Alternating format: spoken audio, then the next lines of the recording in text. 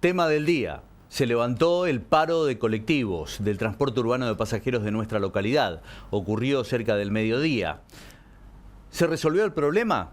En parte sí, para que vuelva a funcionar el servicio y decenas de estudiantes, de trabajadores, de vecinos puedan trasladarse.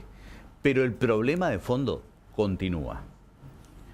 En Panorama Informativo estuvimos indagando para saber cuál es la situación de fondo que atraviesan los empleados, la concesionaria, los concejales de la localidad. Un entramado económico y político complejo, donde el gobierno de la provincia de Misiones, a través del Ministerio de Hacienda, que maneja Adolfo Safrán, tiene mucha responsabilidad. ¿Por qué? Porque el pago del boleto estudiantil gratuito que tiene que realizar Hacienda todos los meses está atrasado. Utilizan un modelo bastante favorecedor para el ministerio, poco favorecedor para la empresa y, por supuesto, para los usuarios. Vamos a compartir el informe donde exponemos en detalle los números, lo que adeuda el gobierno para con la empresa, el planteo que hace la empresa en función de los costos que tienen que cubrir, y acá también hay una información muy importante, la inflación, porque el precio del combustible ha subido en estos últimos tiempos.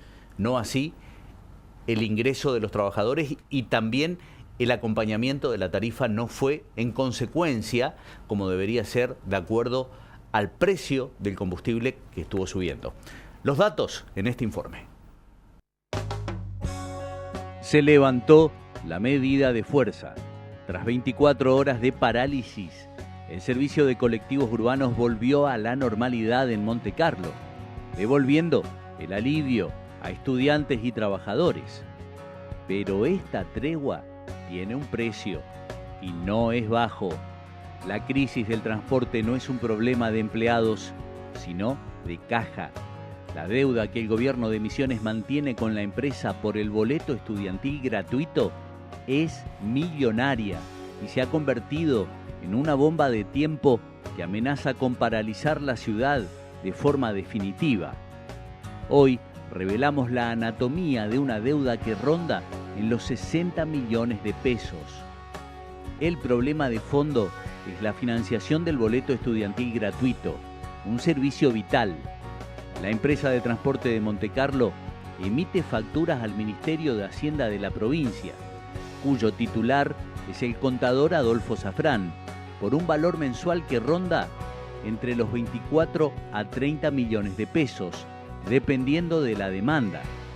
Sin embargo, Hacienda nunca paga el total. La mecánica es, solo se abona un porcentaje y el resto se acumula como saldo pendiente. Hoy la deuda arrastra saldos impagos desde los meses de abril, septiembre, incluso octubre, sumando un total que oscila entre los 50 y 60 millones de pesos. Para lograr que los empleados levantaran el paro y calmar los ánimos, el gobierno envió un anticipo de 16 millones de pesos, pero este monto es solo un parche. El costo de la masa salarial bruta de la empresa es de unos 26 millones de pesos. La diferencia tuvo que ser cubierta con otros fondos de la empresa, desequilibrando por completo sus finanzas. Este desequilibrio es grave. La empresa, que opera 13 unidades todos los días, consume en promedio 1.000 litros de combustibles diarios.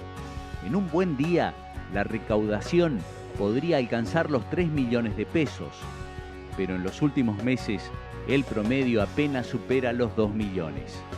Con esa cifra es casi imposible cubrir salarios, mantenimiento de unidades y, crucialmente, los repuestos. La empresa, en defensa de su sostenibilidad, discute con los concejales la necesidad de reducir frecuencias, aunque la intención no es dejar barrios sin servicio, por lo menos eso aseguraron. En realidad, sostienen que buscan recortar los horarios en los que la demanda es mínima. La tensión persiste. Los 16 millones fueron un analgésico temporal. Circulan versiones de que el Ministerio de Hacienda cortó la billetera, lo que agrava la situación y pone a los municipios en alerta.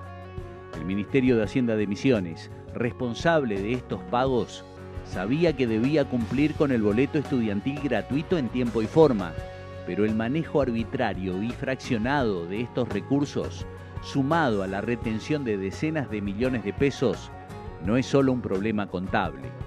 El incumplimiento de la provincia genera un daño directo, deja a cientos de estudiantes sin su derecho al transporte gratuito, obliga a trabajadores a perder horas de labor y pone en riesgo un servicio público esencial.